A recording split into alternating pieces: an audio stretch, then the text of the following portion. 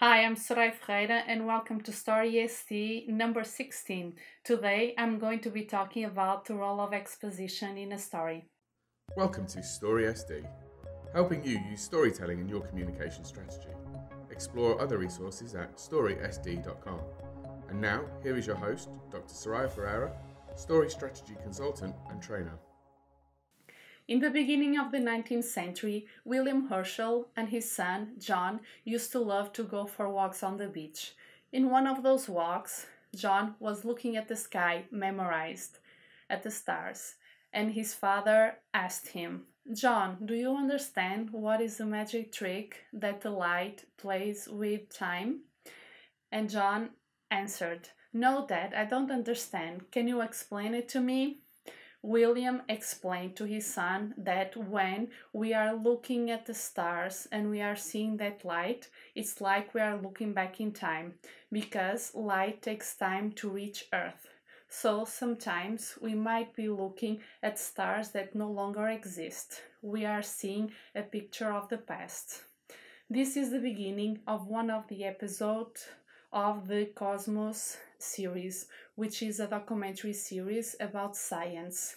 In this series, there is a lot of exposition and facts that need to be transmitted in order to understand the scientific concepts. Exposition sometimes can be very, very boring, but if you, for example, go to this series, you can see how well exposition might be passed along. Exposition is really essential in every story. You don't need to give a lot of details, but you need to give the details that are the minimum so you can frame your story. Standing on the Shoulder of Giants.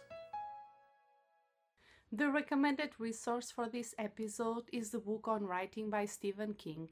In this book, he tells us all about the struggles that he had to go through in order to become such a successful writer.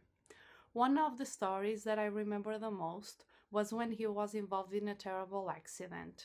It was really hard for him to go back to writing physically, but he still did that, because writing is one of the things that he loves to do the most. This book is full of nuggets, but the quote that I chose has to do with today's episode.